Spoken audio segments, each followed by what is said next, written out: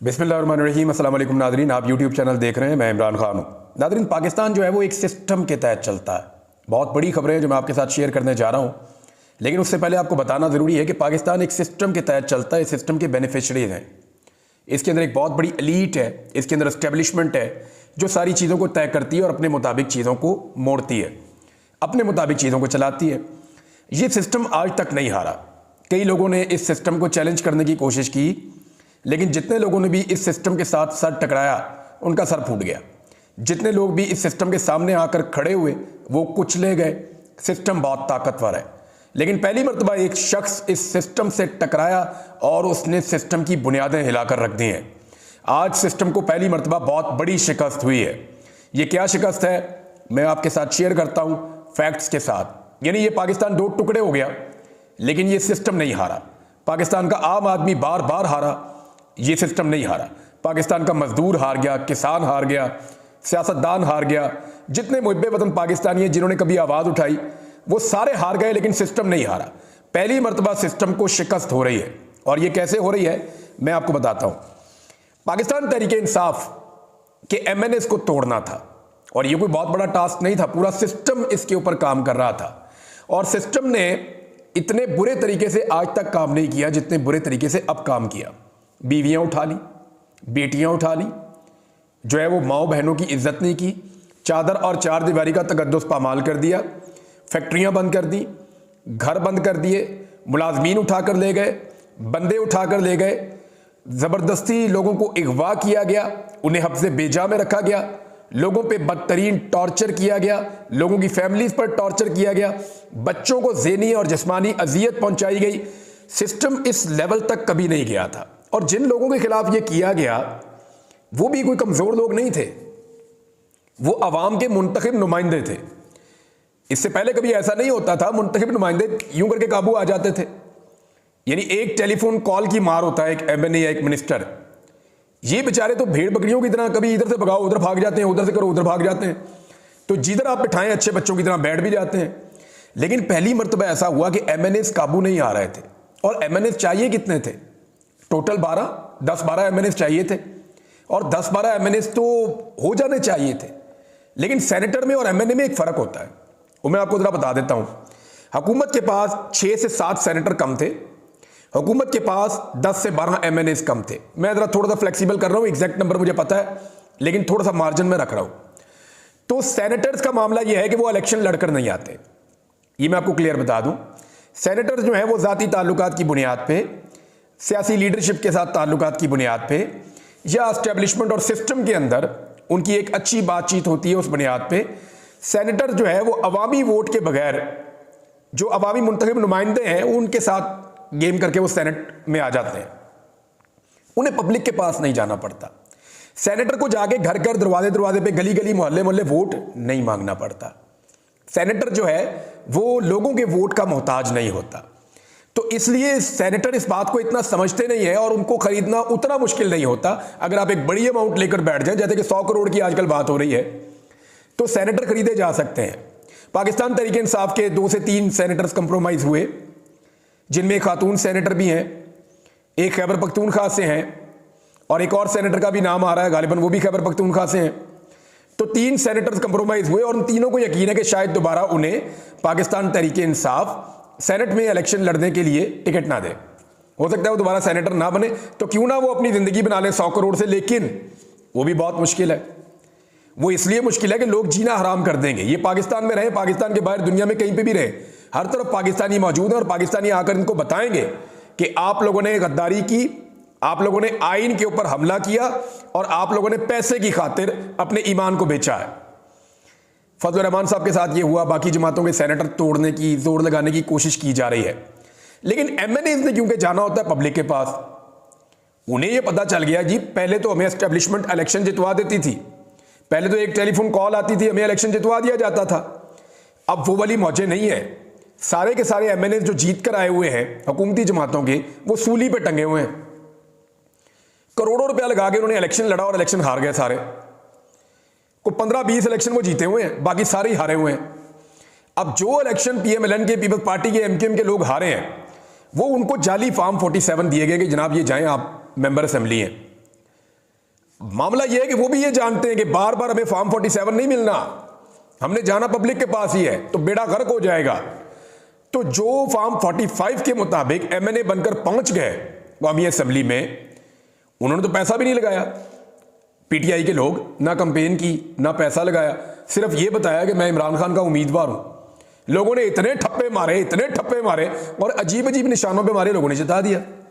अब एमएनएज नहीं टूट रहे, एमएनएज पूरे नहीं हो रहे। बड़ी कोशिश की है, सरतोड़ कोशिशें की है, 4, 5, 6 से आगे फिगर जाता ही नहीं है। बड़ी कोशिश की है, इदारों ने कोशिश करके देख ली, जो हसास इदारों ने कोशिशें करके देख ली, हुकूमत ने पूरी कोशिश कर ली, वुज़रा ने कोशिश कर ली, पैसों के बैग फिरा दिए, सारा कुछ करके देख लिया, माने ही नहीं। उनके घर तक तोड़ दिए, बच्चों और फैमिलीज को हरासा कर दिया, वो नहीं माने। अगवा शुरू हो गए, फिर भी नहीं माने। तो एमएनएज नहीं टूटे, तो फिर एक नया हथकंडा इस्तेमाल किया गया। वो ये किया गया कि इलेक्शन कमीशन ऑफ पाकिस्तान को दोबारा उनकी मीटिंग करवाई गई और वहां पे इलेक्शन कमीशन ऑफ पाकिस्तान ने फैसला किया कि ये एक काम करते हैं कि मखसूस नशिस्तें जो ले ली गई थी, जो पाकिस्तान तहरीक इंसाफ का हक है, वो मखसूस नशिस्तें हमने ले ली थी सरकार से सुप्रीम कोर्ट के कहने पर, तो वो वापस सरकार को दे देते हैं मखसूस नशिस्तें, तो इनके एमएनए पूरे हो जाएंगे मखसूस नशिस्तें मिलने पर। ये वाला खेल जो है वो खेलने की कोशिश की गई और इसका फैसला किया गया। मैंने आपको पिछले वीलॉग में बताया था कि इलेक्शन कमीशन ऑफ पाकिस्तान ने खुद सुप्रीम कोर्ट ऑफ पाकिस्तान को लिखकर जवाब मांगा हुआ है कि जनाब ये हमारे सवाल आते हैं, इनके जवाब आप हमें दे दें। इलेक्शन कमीशन ने खुद दोबारा लिखा था, सुप्रीम कोर्ट का जवाब नहीं आ रहा था। तो ये बेस्ट टाइम था जब सुप्रीम कोर्ट का जवाब आया, जब इलेक्शन कमीशन ने यह फैसला किया कि वो मखसूस नशिस्तें जो पाकिस्तान तहरीक इंसाफ की हैं आज के दिन में दोबारा दे देते हैं पीएमएलएन को, पीपल्स पार्टी को, एमकेएम को। जब ये सारी सीटें उनके पास इकट्ठी हो जाएंगी, वो 2/3 अक्सरियत में चले जाएंगे, सेनेट में अपने मारदार कर लिए, कुछ ना कुछ करके गेम बना लेंगे और कौमी असेंबली में भी हमारे नंबर पूरे हो जाएंगे। आईनी तरमीम एक दफा हो गई तो हो गई, और आईनी तरमीम भी वही वाली करने जा रहे हैं जो पहला मुसवदा है, यानी कादी फायदी साहब की एक्सटेंशन, 68 साल तक की उम्र, नई अदालती एक वो बन जाएगी, आईनी अदालत कायम कर दी जाएगी, जुडिशरी तो सारी हो गई, अजीबोगरीब किस्म की सूरत हाल हो जाएगी। जिस जज को दिल करेगा जिस मर्जी अदालत में ट्रांसफर कर देंगे। जजों की तैनाती के लिए जनाब वो ये करेंगे कि 3 या 5 का पैनल बनाएंगे, इसमें जज उठाओ, सीनियरिटी जो है वो खत्म हो गई।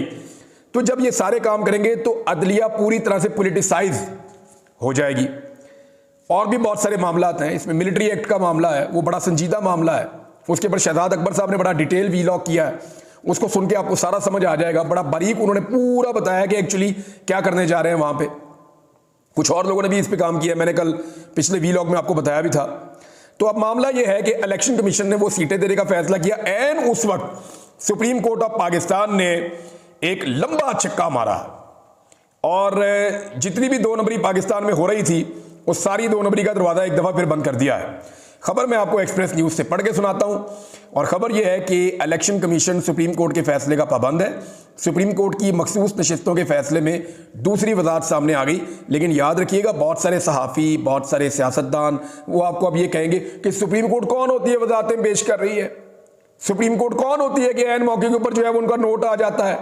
भाई सुप्रीम कोर्ट ऑफ पाकिस्तान से इलेक्शन कमीशन ने जो सवालात पूछे, सुप्रीम कोर्ट उन सवालात का जवाब दे रही है। अब टाइमिंग तो सुप्रीम कोर्ट तय करेगी ना, जिस वक्त नाइंसाफी हो रही होगी उसी वक्त इंसाफ की फराहमी होगी ना। ऐसा तो नहीं हो सकता कि नाइंसाफी हुई नहीं और इंसाफ की फराहमी हो रही है। तो जो सवालात पूछे उनका जवाब तो आना था। अब इससे पहले कि नाइंसाफी होती, timely supreme court of Pakistan ने इंसाफ फराहम कर दिया। सुप्रीम कोर्ट ऑफ पाकिस्तान ने क्या कहा कि इलेक्शन कमीशन सुप्रीम कोर्ट के फैसले पर अमल दरामद का पाबंद है, और दूसरी वजाहत इलेक्शन कमीशन के मांगने पर जारी की गई है। देखिए मैं फिर कह रहा हूं, खबर में भी लिखा हुआ कि यह वजाहत इलेक्शन कमीशन के मांगने पर जारी की गई है, वैसे जारी नहीं की गई। और 2 सफ़ात पर मुश्तमिल वजाहत है जिसमें सुप्रीम कोर्ट ने कहा कि इलेक्शन एक्ट में की गई तरमीम के माजी से इतलाक करके सुप्रीम कोर्ट के 12 जुलाई के फैसले को बेअसर नहीं किया जा सकता। इन्होंने दाव यह खेला था कि इन्होंने इलेक्शन एक्ट के अंदर एक तरमीम कर दी थी, आइन में तरमीम नहीं की थी। सुप्रीम कोर्ट ने जो फैसला दिया था 12 जुलाई को, वो आइन की तशरीह में दिया था, लेकिन इन्होंने कानून में तरमीम करके कोशिश कर रहे हैं कि कुछ भी करके कानून में तरमीम करके उस फैसले को बेअसर कर दें। तो सुप्रीम कोर्ट ऑफ पाकिस्तान ने कहा कि यह फैसला बेअसर नहीं हो सकता। अब ये उनकी वजाहत आ गई है। तो इस वजाहत के बाद सिचुएशन ये है कि एक तो इमरान खान जेल में बंद, उससे कोई मिल भी नहीं सकता, इसके बावजूद उसके बंदे नहीं टूटे। इसका मतलब क्या है? पहले एस्टेब्लिशमेंट की तरफ लोग देखते थे हमें इलेक्शन जिताएंगे, लेकिन अब लोग इमरान खान की तरफ देखते हैं, ये हमें इलेक्शन जिताएगा। लोगों को समझ आ गई है कि आज की जो एस्टेब्लिशमेंट है वो पाकिस्तान की आवाम और पाकिस्तान का आम वोटर है जो इमरान खान के साथ खड़ा है। लिहाजा इमरान खान को हम छोड़ नहीं सकते, वो लोग खड़े हुए हैं इमरान खान साहब के साथ। अब इलेक्शन कमीशन ने धांधली से सीटें देने की कोशिश की, मखसूस नशिस्तें जो पीटीआई की हैं हुकूमत को, ताकि वो आईनी तरमीम कर ले। तो सुप्रीम कोर्ट ऑफ पाकिस्तान ने ये जो मुख्तसर हुक्मनामा है, इसके तहत अब सुप्रीम कोर्ट ने बहुत क्लियर कर दिया है कि किसी भी सूरत इलेक्शन कमीशन ऑफ पाकिस्तान ये नहीं कर सकता। इसके बाद इरफान सिद्दीकी साहब निकले हैं बाहर। कल जब निकले थे तो उन्होंने कहा जी 18 तारीख को कल हम पेश कर देंगे आईनी तरमीम, और आईनी तरमीम हो भी जाएगी। दिखाई तो ऐसे ही दे रहा था, लेकिन आज सहाफ़ी सवाल करते रहे और वो जवाब दिए बगैर चले गए। वो काफ़ी ज़्यादा मायूस थे सुप्रीम कोर्ट ऑफ पाकिस्तान से। जो सवालात पूछे इलेक्शन कमीशन ने, जब उनका जवाब उन्होंने दिया तो वो काफ़ी ज़्यादा मायूस थे। अब यहां साबित होता है कि जेल में बैठा हुआ आदमी जीत गया। इमरान खान के हवाले से एक और खबर यह आई है कि उनका केस जो है जुडिशियल कम्प्लेक्स में लगाया जाएगा कल की तारीख के लिए, 19 तारीख के लिए। वजह यह है कि ताकि उनसे दोबारा मुलाकात ना हो सके, लोग उनसे ना मिल सके। मैंने आपसे कहा था कि ये 72 घंटे इंतहाई अहम है, और इन 72 घंटों में जो भी होगा वो पाकिस्तान और इमरान खान साहब के मुस्तकबिल का तयन करेगा। लेकिन इसी चीज़ के ऊपर एक तो जनाब अब नंबर गेम अब नहीं है, अब काम बहुत ख़राब हो गया।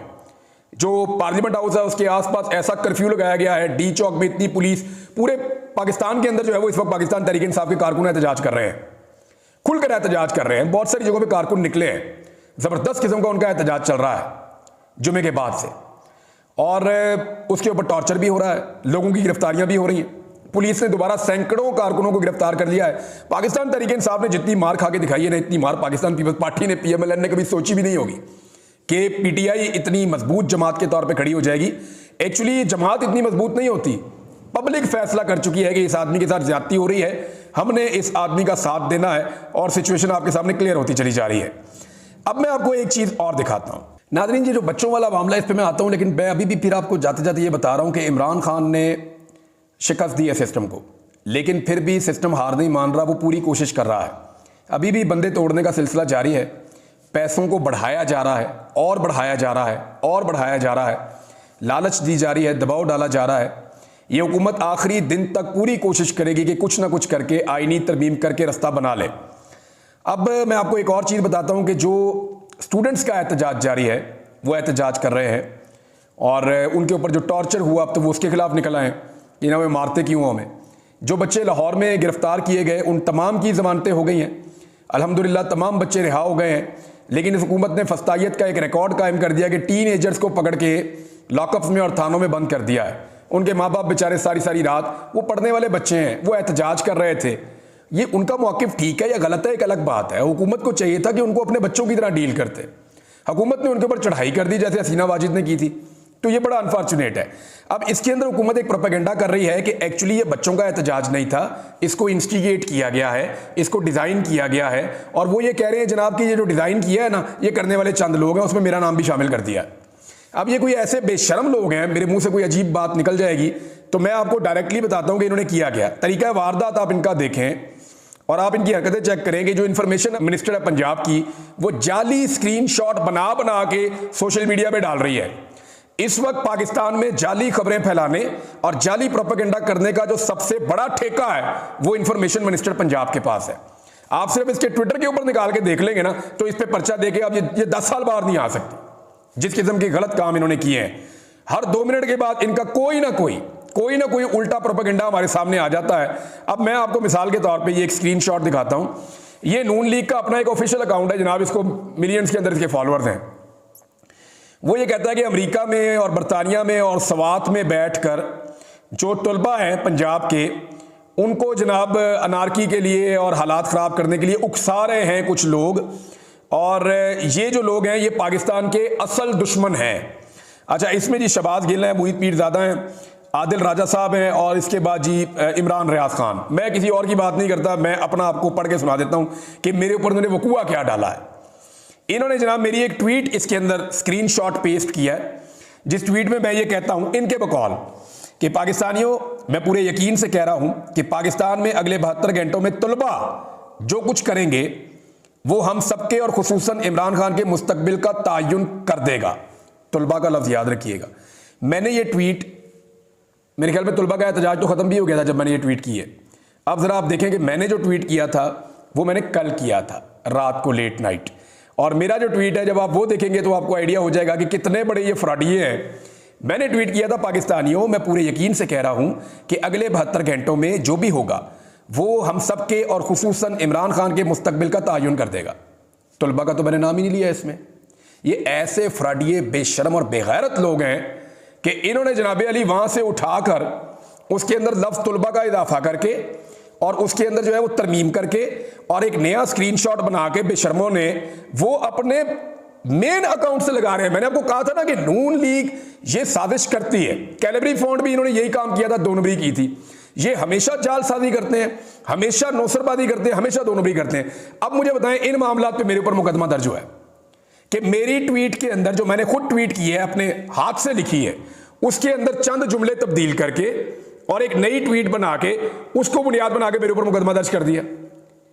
अब जिसने ये जालसाजी की है, मुकदमा उस पर होना चाहिए, मेरे ऊपर होना चाहिए। और मुझे पक्की इंफॉर्मेशन है कि जैसे ही मैं जाऊंगा अदालत में, ये मुझे किसी और केस में गिरफ्तार कर देंगे।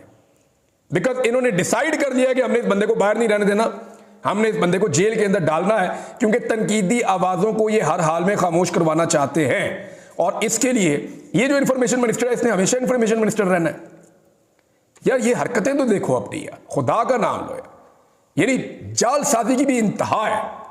कोई खानदानी आदमी ये कर सकता है, कोई सच्चा इंसान ये कर सकता है। यानी झूठ, बेईमानी, फ्रॉड, यानी जो फ्रॉड से हुकूमती फ्रॉड से बनी हुई है जाली फार्म 47 के ऊपर, तो ये जालसाजियां तो उन्होंने करनी है ना। जैसे इनके फार्म जाली, वैसे इनके प्रोपेगेंडे भी जाली। ये निकाल के आप देख लें, बेशक सोशल मीडिया पे मैंने इसको ट्वीट भी किया हुआ है, ये आपके साथ मैंने शेयर भी कर दिया नाज़रीन। और भी कुछ चीज़ें हैं आपके साथ बाद में शेयर करूंगा, लेकिन बच्चों से एक गुजारिश है, जो तुलबा है उनसे एक गुजारिश है, आप एहतजाज करें, आपका हक है, आप ज़रूर एहतजाज करें। और जो भी आपके जायज़ मुतालबात हैं वो आप गवर्नमेंट के सामने रखें, अपनी कॉलेज की इंतज़ामिया के सामने रखें। हम स्टूडेंट से हम भी एहतजाज करते थे, कोई चीज़ बुरी लगती थी प्रोटेस्ट करते थे, सवाल उठाते थे, जवाब मांगते थे। आप तो हमसे ज़्यादा एडवांस है, हमसे ज़्यादा बेहतर है, और आप हमसे ज़्यादा यानी सच्चे खरे भी हमसे ज़्यादा हैं आप। ये जो जनरेशन अब आई है ना, इसके अंदर उस किस्म की मफामत नहीं है जो हमारे अंदर थी। तो हम तो कई चीज़ों को बर्दाश्त करते थे, आप तो झूठ को बर्दाश्त भी नहीं करते। लेकिन एक गुजारिश है आप लोगों से बच्चों, छोटी सी गुजारिश है, ये जो स्कूल है ना और तालीमी इदारे हैं, ये आपके अपने हैं, ये आपके अपने हैं, आप इनके मालिक हैं। आज आप इनमें पढ़ रहे हैं, कल आपके छोटे बहन भाई इनमें पढ़ेंगे, हमारे बच्चे इनके अंदर पढ़ेंगे। तो आप एहतजाज करें, आवाज़ उठाएं पुरअमन तरीके से, लेकिन तोड़ फोड़ ना करें। तालीमी इदारों को ना तोड़ें, आप इनके मालिक हैं, ये आपकी मलकियत है, इनका ख्याल रखें। अब तक के लिए इतने, अपना ख्याल रखिएगा, अपने चैनल का भी। अल्लाह हाफ़िज़।